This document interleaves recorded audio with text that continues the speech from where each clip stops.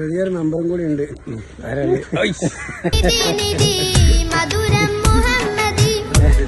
യാത്ര എന്താ പറയാ